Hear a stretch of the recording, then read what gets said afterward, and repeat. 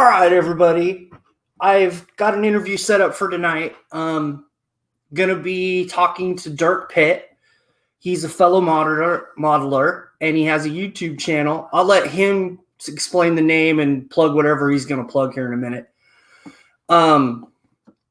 But mostly, I'm just gonna be trying to interview some people, learn some more skills, and so on. So hopefully we all learn something and enjoy the interview. Here's Dirk. How we doing, man? How's it going? So go ahead and plug your YouTube channel and your Facebook page if you want. It's Dirk Nunez Films, right? It's Dirk's Numa Files. Numa Files. I'm sorry. What it is it's a play. My name happens to be the same as the protagonist in a series of books by Clive Cussler. So in the book series, he works for a government agency called NUMA, National Underwater Marine Agency, I think is what it is. So I just took that and put a play on it for Northeastern Unorthodox Modeling Association, because everything I do is unorthodox. Like I always say in my videos, do as I say, not as I do, because I always do everything back asswards. So it was just a play on words, just to be silly. That's all. Well, that's really cool. I didn't know that. I thought it was on something else. I didn't realize it was over that character. Yeah. Well, because everybody always thinks that the name is after the character. But really, I always, my comment is I was published 2 years before he was. So. Nice. Yeah. Way to make that work for you. Yep. So yeah, it's constantly one of those things that you're always getting referred to. So how long have you been modeling? I started out as a kid when I was a young kid. God, I had to be. I remember 5 years old, before 5 years old, actually.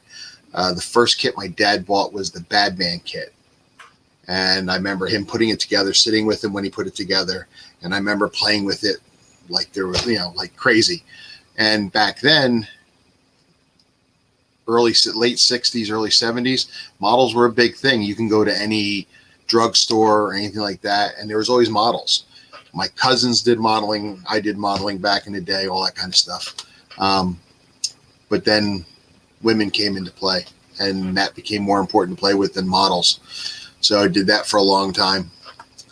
And then I started again 12 years ago. I got 2 models for Christmas, which I thought was really odd at the time. But then I was like, oh, hold on, this is kind of cool. So, and then that re-sparked everything. So for, like I said, 12 years now is when I got, 12 years ago is when I got back into it. And that's when I've been doing it now. And now it's just out of control. with the kits the time I spend doing it, the amount of models I have in my stash, it's just crazy. Craziness, huh? Yeah. So what do you prefer to build? Because you do a lot of different stuff. I do it all. See, I have ADD, attention deficit disorder. So I'll get on track for something, and then all of a sudden something else comes up, and I'm like over here, and then something else comes up, and I'm over there. So it's always changing and evolving. So I hit every part of the spectrum. I do the cars. I do, airplanes. Airplanes was what I started in originally. When I first got back into it, I was doing nothing but World War II aircraft. And then I migrated into the cars and then figures. And I do some ship stuff every now and then. Not a lot of that yet, but I do have some. Like I said, figures, sci-fi stuff, which I haven't delved too much into sci-fi stuff because I don't feel my skills are there yet to do the sci-fi stuff. So, but yeah, I hit it all. It just depends on my mood. It really does. So that's cool. So let's talk about the build you're doing right now. Is that for a group build or it's your rat rod, right? It's a rat rod. That build is a shelf queen is really what it is. Actually, it'd be fitting for the new group build going on to finish it in February group build. This rat rod started several years ago, and it was for a rat rod group build held by Nick Ambergy and the Beach Bum Garage Facebook page, but it just never got completed. So it's been sitting and lingering for a long time, and I just finally decided it's time to pick it up and start building it again. It's time to knock it out. So what you're seeing now in that current build is stuff that was actually done several years ago. But the car isn't finished yet. I still got some bits and pieces that need to be finished. So hopefully I'm tooling with that as I'm uploading the videos. So hopefully it's going to be done by the time I put the last video up. But yeah, it's a shelf queen video build. So it's been around for a long time. It really, really looks cool. So my next question, based on that build, are how are you going to cut out the windows? Because there's a couple that are that big. Yeah, that was a challenge actually, because that's something I just did a couple days ago actually. Of course, I don't want to show it because it's I don't want to give away the video piece, but let's just that's fine. Let's just say, for sake of argument, this is the bottom of the car, or the lower ledge of the car, the body, and then you got the roof here. It should be like this, right? But I chopped it so the back end is now down like this. Okay, so of course the rear windows in here are now crushed. They're not the same size anymore. And I actually thought I lost the windows, and I was just going to take some clear acetate from. It's a Chinese takeout container, and I was just going to cut it and put it in, but I actually found the windows. But again, it took a lot of chopping and cutting and grinding without cracking them, putting them in place, see where it fit, take it back out again, grind it down some more until I got it. And now, yeah, the back windows are in place. Not the rear window, not the very back window. I'm not worried about that. But the two side windows, they're in place now. So it was just cut, a little bit at a time, because of course you cut too much, you can't go back. So that's what it is. My question is, what are you cutting it with? Dremel.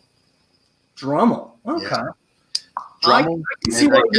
Get it close to where it's supposed to be, and then probably use a sanding stick. But for the most part, yeah, it's just getting it down with a Dremel. But again, you got to be careful, because if you take too much off, it's going to crack it. Yeah, I can see why you have an issue with the cracking. Yeah, absolutely. That explains that now. Okay. But I chose to use the kit pieces also because it's got a divider in it, because I believe on the real car the windows are sliding. So it's got framework down the center, and I wanted to keep that. So I got that detail there, so it's got the frame in it. So, but yeah, finally got it in place, and it fit pretty good. It looks pretty good. I'm happy with it. Yeah, I was just curious, because that is one of the things that I really, really struggle with when it comes to cars, is getting the windows in there. And that actually, as much as it was a pain in the ass to cut and trim, it went into place a lot easier than some of my windshields, because it seems like lately every car I touch, I screw up the windshield and you see the glue marks on it all the time. It's like, so. Yeah, I've at Hobby Lobby, they have that evergreen canopy glue now. Mm-hmm. That stuff, I don't know what it's in it, but it works 100 times better for me than anything I'll have to try it, but I've got the tried and true.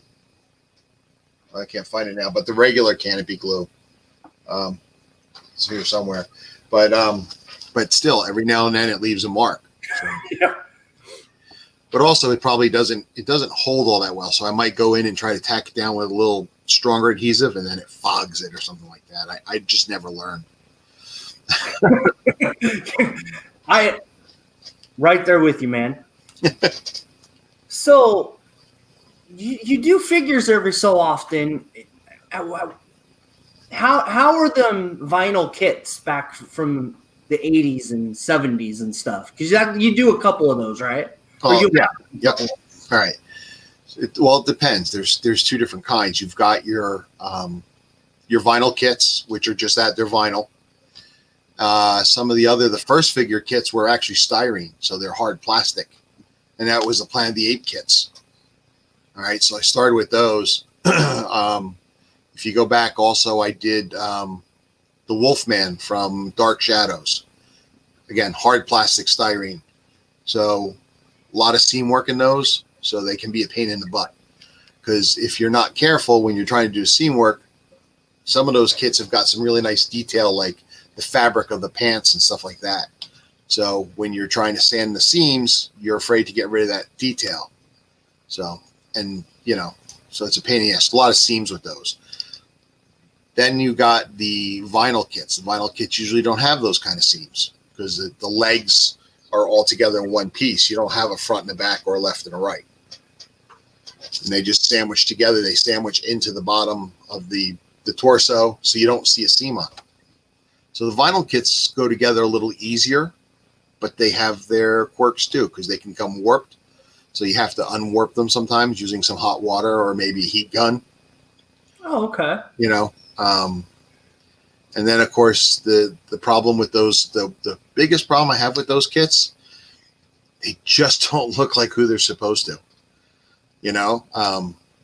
I got for the vinyl, I got the original Star Trek series kits from AMT. Sorry, but they just don't look like the characters. The only one that does is Spock. But yeah, that's true. I've seen those. They just don't look like the characters. The Planet of the Apes kits are really, actually, let me rephrase it. The sci-fi kits are really good because they've done what they could to make them look right. But when it comes to making the actual figure kits of people, it's horrible. Again, Star Trek kits are horrible. $6 Million Man kits, they're horrible. Steve Austin, Lee Majors, he looks like he's a bobblehead. His head is so big compared to the rest of the He is a bobblehead anyway. Horrible. But they're still fun to build, so that's really cool.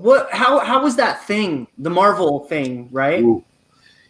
Actually, he was kind of daunting because of all the rock when you had to go for the seams at the same time, because you couldn't just sand a line because you had to go in between all the rocks, and then you had to do surface of the rocks, so it took a lot of time.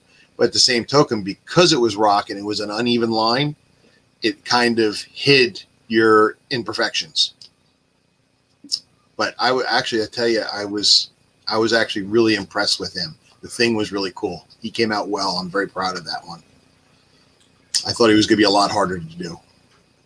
So there's a comment or a question in the comment. Dirk, flat or gloss for the figures? Flat. Usually flat. I won't say it's always that way, but for the most part, flat. Because I mean, if you look at any character, whether it's, let's just say, let's go with the Wolfman, the werewolf from Dark Shadows, or anybody, your cloth isn't shiny unless you're going to a discotheque. Your clothes are all dulled down. So I may do shiny colors when I first paint it, but then I'll hit it with a dull coat later and dull it down. And plus that also blends all the other colors that you're doing into it. Like like if you look at my shirt now, where is it? Right here. Where's the wrinkles? Here you go. You can see my shirt is one color, blue, but you see dark lines going down along the wrinkles and everything, right? So like with the Planet of the Apes kit, it's trying to do that. So you add the different colors with pastels and stuff like that. And sometimes they stand out a lot. But once you hit it with the dull coat, it blurs it and blends it. And it makes it look a lot more natural, in my opinion anyway. I haven't perfected it, but it does make it look a lot better. I actually don't know if you can see the comments, but he said thank you. No, I can't see comments. Oh, actually, you know what? If I do this, I can see comments. There should be private and live. Yeah, got it. You might have to pick one. Got it. Yeah, so that's what most 9 out of 10 times it's going to be a dull coat. They may not be done in dull coat, but by the time I'm finished with it, a dull coat goes on it and blends it all together. Yeah, this last summer, because of they've had a lot of online teaching of figures and stuff, and one of the people said that the only thing that should be gloss is the eyeball. Everything else should be. Yeah, actually, you're right. Yep. That's true. But like, I think when I did Batwoman, I think I made her suit gloss, because for the most part, every time you saw it in whether it was the TV version, the cartoon version, the movie version, she was always very shiny. So that one I left shiny. That's Like cool. Planet of the Apes, Dark Shadows, even C-3PO, or actually it wasn't C-3PO, but it was the Triple X droid from Star Wars, Dr. Aphra. Again, all dull coated. Even as a droid, I put a dull coat on it, so it's not that shiny. That's really cool. Yeah. So I've been going down your channel quite a bit the last couple of days getting ready for this. What is the one movie car that you haven't done yet? A lot of them. I got a stash filled with movie cars that I want to do, so there's a lot that I haven't done. Oh, okay. So there really is. But see, what I like to do is, even though I've got several Dukes of Hazzard cars. Okay, I've got the Knight Rider car. I've got all those classic cars, but I haven't done them because everybody's always doing them, and I like to try to do stuff that other people haven't done yet, the obscure stuff. So, like when I just did the McHugh Firebird. When was the last time you saw anybody do the McHugh Firebird? Hell, most people don't even know what the McHugh Firebird was. Some of us older guys will remember the movie, but it's an obscure reference. So that's what I try to lean more towards. Eventually, I do want to get the General Lee in my collection. Just haven't done it yet. Same with the Fall Guy truck. I got that. It's been sitting in my stash for years. I hope to do that because that was a great show. I love that show. I'm a Lee Majors fan, so $6 Million Man. There's gonna be I got some stuff planned for $6 Million Man coming up soon, and then of course I like his Fall Guy truck is another one. Yeah, I just was reading the other day that they're planning on redoing that show. Which one? The $6 Million Man. He's going to be in it, but he's going to be playing the guy behind the desk that sent him places. Oscar. Yeah, he's going to be playing that role this time. Depends on who they get to do it. Matter of fact, I've just been watching the series again. I watched a 2-parter the other day, the Thunderbirds. That was a fun episode. Him as flying the Thunderbirds and stuff like that was pretty cool. We'll have to see what happens. Sometimes the classics are better. Sometimes they do it and they kick ass. So I'm open to it. Yeah, that's one of the shows my mom likes. So I got to watch them all. So it's a really cool show. And then I don't know what happened to it. Now, as far as those 70s shows go, I think, again, having just been watching them I think I watched an episode yesterday, and I have more that I want to watch just because I get in these niches and I watch something, something catches my attention, and it's I start watching it in marathon, so to speak.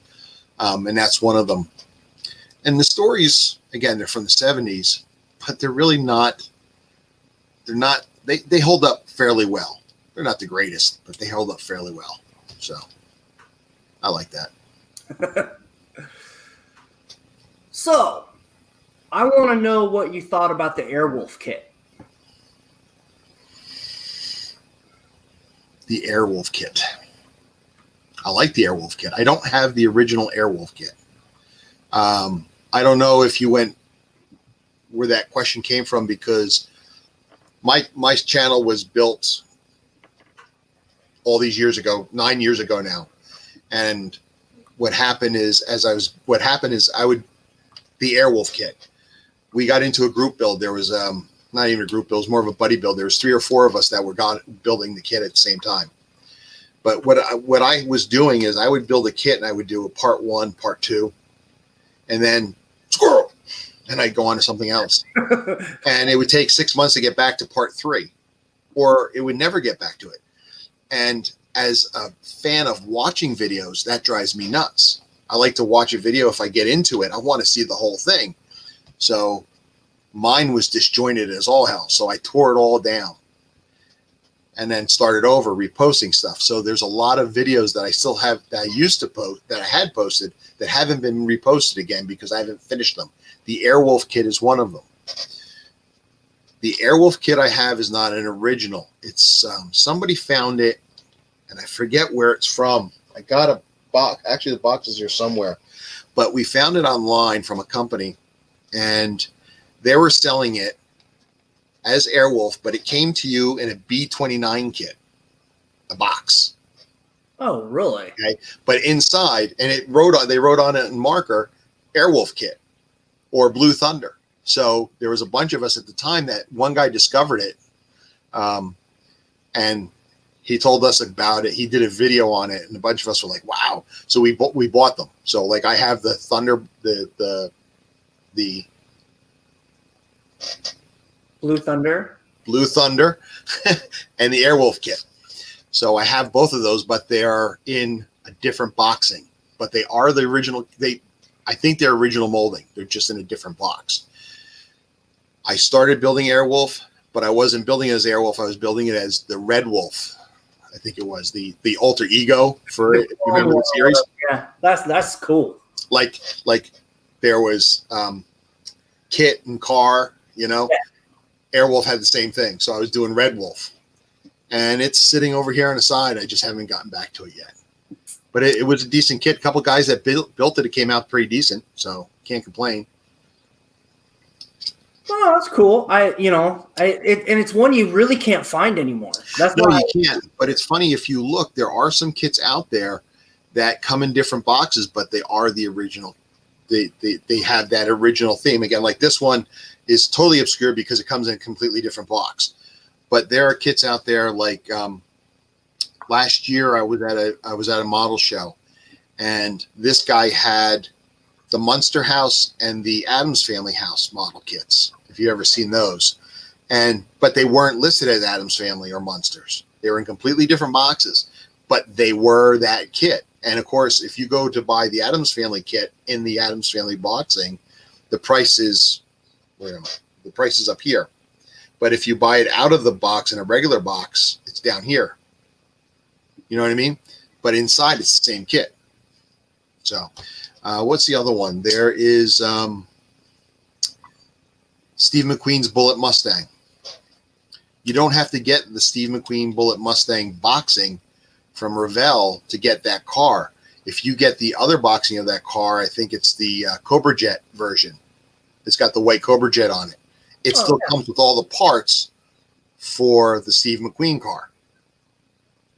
So, I mean, they do, some of these kits come in different boxes.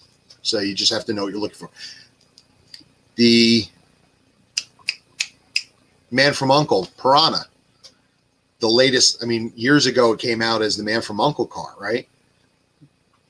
About 6-8 years ago, they released it as the Piranha. They have no information on it whatsoever as the Man from U.N.C.L.E. car, but it is that same kit. It's the same moldings and everything. They just added parts to it, but they couldn't get the licensing from the Man from U.N.C.L.E., so they just listed it and put it out there as the Piranha. So if you get it, you can build that Man from U.N.C.L.E. car. So you do a little research, you find some of those hard to find kits in different boxes. Yeah, because I've been trying to look for like the A-Team van, the Airwolf. The A-Team van I haven't seen in a long time. I don't have that kit either. But I would have to look up. I can't remember where I got the Airwolf kit from. But the guy who came out with, who opened our eyes to that is Chris. He's known as the HPI guy. He does a lot of kit reviews. You have to go back a couple years in his stuff, but it's in there. That might be where you can find where to get it if it's still available. Yeah, I'll have to write that down. Yeah, I don't follow his channel very well. I'll come across it, but right. Yeah, it's really cool. Yeah, he does some good stuff, and that was one of the things he found, and a lot of people jumped on that when they saw that. So, the other kit I wanted to talk to you about is the Seaview Stingray. That seemed to go. No, Sequest. What is Sequest? Yeah, okay. Stinger. Oh, yeah. Stinger. Sorry. It's back here behind my pink Enterprise. that But yeah, it's back there. that seemed to go together really well. Or at least No, that took a lot of work. A lot of work. Because it's nothing like the Stinger in the TV series. Matter of fact, let me get it down. If it'll come down. Ooh, she's dusty. Really dusty. Because the problem with this one, you can see here, I angled up the windows. It comes to this point here, and then it shoots upwards like this.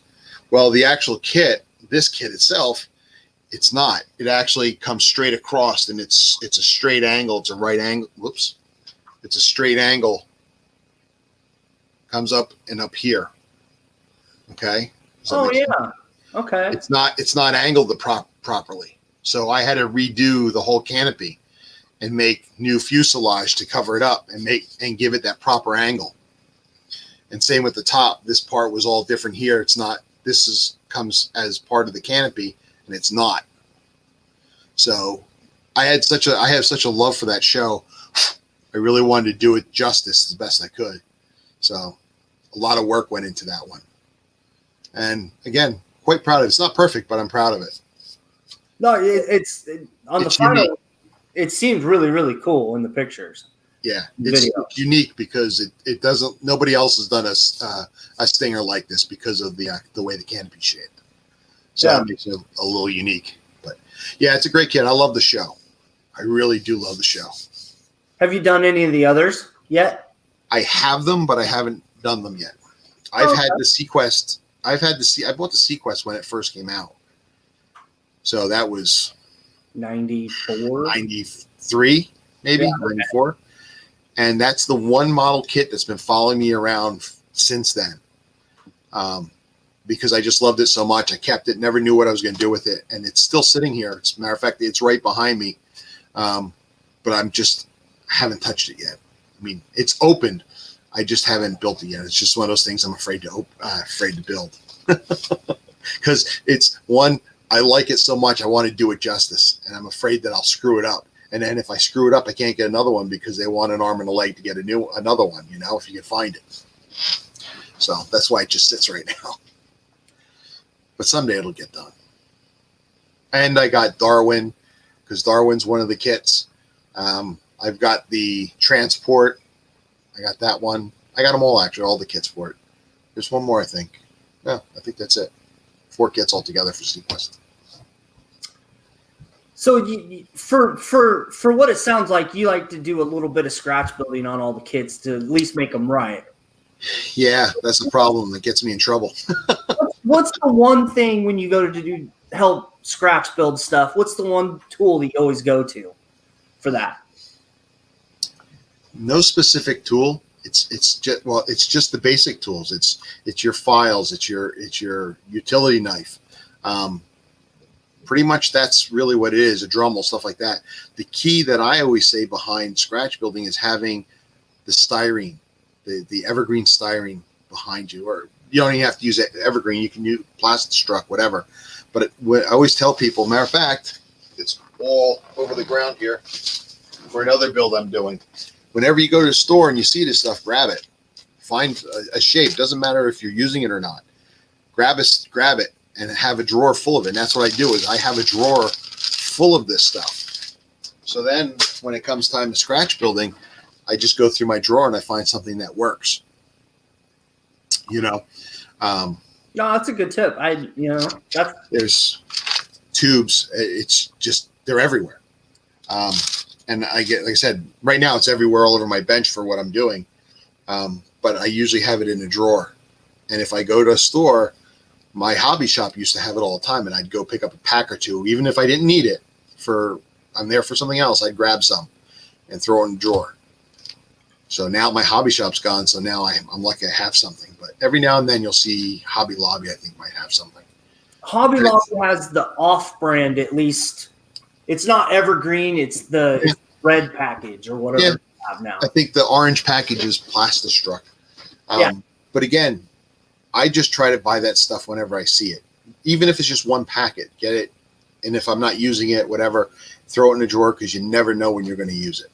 That is really the key for me. It's not the tools, because the tools, you just need a basic utility knife, a file, sandpaper, all that kind of stuff, and then it's just going to town with having the right material, building it. Oh, and this doesn't help either. This doesn't hurt to have this little miter box. I use that a lot. Just so you get straight cuts. That's for the saw, right? Yep. You got the saw and the miter box. It's got the holes in it and everything. That makes your straight cuts. That's probably one of the bigger tools, because otherwise it's just, you can use a knife and whatever. Because don't forget, it's only a model. It doesn't have to be perfect. It doesn't actually have to function. It just has to look good. Oh yeah. I'm not. You look at some of those builds that they use for the TV shows, and you're like, how in the world? And then you like talk to some of those guys or listen to the videos that they do. Right. You listen to videos, but really when and you listen to them and you're just like, oh, no shit, you did it that way. But it's when you actually see them up close, if you get to see the pictures, or if you go to a show and it's there, all of a sudden you're looking at it and you're picking it apart and you're going, that's a Tiger tank wheel. Oh my God, that's this and this is that. And all of a sudden it all comes together and you're like, no shit, I can do that too. Yeah, really. It's just taking stuff and planting it in the right spot and making it look good. Yeah, that's absolutely true. It's just tricking the eye. Well, I will show you some of the stuff that I've been working on, actually. I've been jumping down this rabbit hole lately. So who makes that? It's called Whiz Kids. I mean, these figures aren't very big. I mean, I've got all different types and sizes, like the Transformer stuff. Right. Which I picked up today. And then you have these bigger figures that are just gigantic. Yeah, wow, that's cool. Yeah, it also has a little pick on the back side of it, but I couldn't figure out how to get it on there before the broadcast. And I've been trying to, jump down the figure, Oh, I haven't done that yet. I don't know if I will, but it's one of those things I won't say I never will, because someday it will, and it's going to come bite me, and I'm just going to go hog wild with it and go crazy. But yeah, I don't need to get involved. Not that it's bad. It's just I just can't get into another thing to collect. I can't. I mean, for me, and figures are a little different than cars. Like, I can throw them in and repaint them like several times. Right. Because there's probably 3 figures that I've painted like at least 10 times because I messed something up or I want to try something new. It's like, dunk, in the tank you go. Can't get the eyes right. Eyes are a pain in the ass. Yes, they very much so are. I agree. But I took one of the classes for like painting the face and the eyes, and it helped. I can't show you here, but like when we get off, I can show you the formula that they gave me. Right. But yeah, it's crazy how like just learning a little technique can go a long way. Very true. And then I jumped down the 3D printed stuff, so I'm still trying to figure out how to get that Warlord Titan to look decent before I start painting that. I'm close to that, but I'm not there yet. I haven't made that leap. That's going to happen too. I'm not ready to do it yet. But I keep getting pulled into it. Yeah. So. Well, I think I offend some people when I say this, and it's like, and it's not meant that way, but it's like, if I see a 3D video, a video of people doing 3D printing, for the most part, I just go and I pass by it, because one, I'm not into it yet. I'm almost there, but I'm not there yet. Yeah. And again, this is 30,000 foot view. I'm not trying to be insulting, but if I get a 3D printer and you have a 3D printer, when we print it, mine's going to be exactly like yours. There's no There's no variations in it sometimes. So I miss that challenge of the uniqueness of making something out of a 3D printer, if that makes sense. I think, and I think I'll add this twist to it. A lot of the 3D guys that are doing the files now are like Magneto. You can have him with the helmet or without the helmet. There's some great stuff. Absolutely some great stuff out there.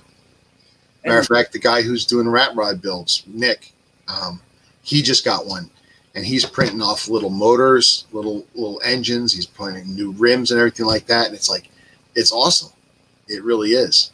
So, again, I'm not trying to be mean about it. It's just I just haven't gotten there yet. I'm not ready to dive into that, but it's going to happen eventually. I mean, I've got a filament printer, but I just got a resin one, so I haven't went down that rabbit hole yet. But once you get it, it's like the rabbit hole starts here and it just declines like this. And then once you kind of figure it out, you kind of level off a little bit, and then you start going up again. Right. Because I had a little bit of help, but I had to also figure it out for myself because there was problems along the way. Right. Yeah. So I understand that. And that's one of the things, being a production worker, I've always been able to get machines to do what they're supposed to do. So I was always able to get it up and running. Just the quality of stuff, it took a little bit to get there. Right. But it's been out for so long now. There's plenty of people out there to help. There's plenty of websites to help. Yeah. So it's not like it's impossible. It's just like anything else. You just got to learn the software. You got to learn your machine, how it works, stuff like that. You go to town. And there's just no stopping you after that. Yeah. So you're on the East Coast. New Jersey. Okay. So how is the hobby over on that side of the states compared to like where I'm at, where there's a hobby shop here, there? Because it seems like there's a difference in our hobby from like middle of the country west. There used to be hobby shops around here. I got lucky. There was one that was 20 minutes from, actually there's 15 minutes from where I work. So at lunchtime I'd run over just to look around. Thank goodness. The bright side is they closed because of just spending too much money. But no, he was really a great hobby shop. He had a lot of great stuff. A lot of old stuff. There was stuff that I bought on eBay because I thought it was old and rare. Not rare, but you just couldn't find it anymore. And next year I'd be at a shop and there it was on the shelf. Like, son of a bitch. Because I always like to help the small company, rather than do, eBay. I even pay extra money to a certain point to keep him in business. But then, the hobby itself doesn't have a real big influx of new people. So the business, like a lot of others, and the internet, he went out of business. But I'm lucky that there's two Hobby Lobbies near me, but their selection of kits is very, very, very minuscule compared to what this guy had. And it seems like lately Hobby Lobby is now dipped into Gundams, I think is what I saw there the other day. They do have some, yeah. Matter of fact, you brought out that Transformer they had during Christmas. They had a line of Transformers out that I'd never seen before. I never heard of the company before either, but they were actually pretty cool. I came very close to getting one, but I was like, no, I can't. But they looked really cool. It looked really, really, really cool. And then there's about an hour away from me, there's a hobby shop. This guy is he's like a hoarder. You walk in his shop, it's not like a nice shop where everything is nicely stacked. He's just got crap everywhere. And if you're not careful, you knock down a whole tower. You can die in this store from all the kits that will fall on you if he just knocks them out. You mean it looks like that? No, that's nothing. But you know what I mean, like the whole thing, right? The whole shop is just overflowing with kits. Matter of fact, you could look it up online. It's called Tech Toys in Whippany, New Jersey. You could find videos and pictures of this guy's shop. It's just there's just kits stacked to the roof in all just it's just everywhere. But he has all kinds of good stuff too. So for that, there's stuff to get. What I do find lucky for me is there's quite a few shows around me, and most of the time they're all in the same place. But there's one they call Mosquito Con. So if you're into military stuff, aircraft, tanks, all that kind of stuff, this show is for you. If you're NNL East is in our area, which of course cars, if I've probably heard of NNL. There's East, West, South. They're all over the place. But they're in our area, so that's always a good show to go to. And again, brings the flea market of kit makers too. So you get to see a lot of kits and stuff like that. If I wanted to, I can go to Philadelphia for shows also. And then the other one that I really like to go to is called, what the hell they call it? My God, I'm drawing a blank, but what it is monsters and figures and sci-fi stuff. The one in Kentucky, right? No, this one, it's just like that one. Actually, it's just like that, but it's right here in New Jersey. Oh, okay. Wonderfest is what they call it over there in the Midwest. Okay. Here it's called Jersey Fest, but it's basically the same thing. So monsters and stuff like that, a lot of casting, resin stuff, all that kind of thing. So for me, I'm very lucky because everything I can want is right here. If I can get it, I can go and I can see it. So I'm very lucky that way. So let's talk about paint for a minute. You seem to have figured out how to get the craft paint to work pretty well. What's kind of the trick to that? No real trick. It's just, in what way? If you talking spray paint, airbrushing. Yeah, airbrushing. It's just a matter of getting your mixture right. There's plenty of colors. That's what I like about it. There's so many colors. Yeah. And of course, it's all acrylics. So now, with winter here, I don't have a spray booth, so I can't spray enamels. So acrylics are great because I could spray them in my basement without a problem because they don't. You're mixing it with windshield washer fluid. So it's just getting the right mixture, right pressure, and it's just trial and error. The other key to it also is if you're doing a car, two-tone car, the acrylics can be fragile as when you go to tape for the next color that you'll pull it off. So I like to usually seal it in. So I'll do one color, seal it, let it cure really well, and then I put my tape over top of that, and it usually protects it from going to the next color. Seal it with what? Just gloss paint.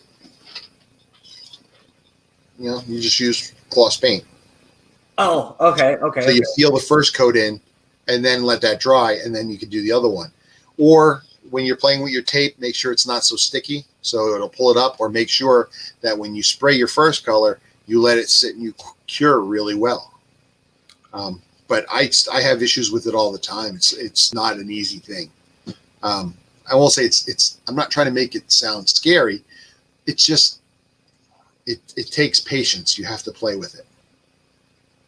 But the benefits are there because the colors. There's just so many colors that you can use, and they're cheap. This is what this. This is 2 fluid ounces as opposed to half an ounce. Well, this is what? See if we can find a price on it. This one doesn't have a price on it, but this is like what, $4 maybe? This one is under $1, and I get almost 3 times the amount. So, and again, the color palette for these are just incredible. You can get all kinds of colors. You can mix and match them, whatever you need to do. It may not be the exact color. That's what the argument I hear all the time. Oh, that Panzer gray is not exactly right. Well, yeah, it's because it's wrought iron gray or whatever. But for this scale and what I'm doing, it's close enough. It doesn't have to be the exact color. And to be honest, that guy can take a long walk off a short pier, I get it. Sometimes you might want to. I have a whole slew of paints before I got any acrylics down here that are those right colors. Of course, I don't know how many of them are still glue. Probably most of them are just like a jar of snot now. And that's the other thing. You spend all the money on these paints, the model masters and stuff like that, and you use it, you do your model, and then you put it away, and maybe 3-4 years later you need that color again. You go back to it, and it's nothing but snot. It's a big ball of nothing. So you paid all that money for it, and you got nothing out of it. If this goes bad, I spent 30 cents on it. Big deal. Yeah. You know what I mean? Who cares? So, but it's just trial and error. I always put that stuff as like, if I was, starting the hobby, like I had $100 and starting over, right? That's the one thing that I always put in there is like the basic $10. It's a 10 pack at Walmart of like every like black, blue, green, yellow, right. The basic colors. Yeah. Yeah. And, you have paint, you might need to spend I've got one of those cheap totes. It sits about 3 feet tall, maybe. Yeah. It's got the drawers in it. You get it at Walmart or something like that. And I've got it. Each drawer is filled with paint. I've collected all kinds of paint over the years, from enamels, from Model Masters testers enamels. Then I've got some polyscale acrylics. That was the first time I ever touched acrylics, was polyscale, but they're gone. So I do have them all, different varieties. It's just hunting and pecking and see which one you want to use. But the acrylics, again, for the money, how much it cost you, they're great. They really are. Yeah, I mean, for the most part, it's really. Oh, where is that? And the one thing I've been getting a lot lately is the color shift paint out of that. I'm sorry, say it again.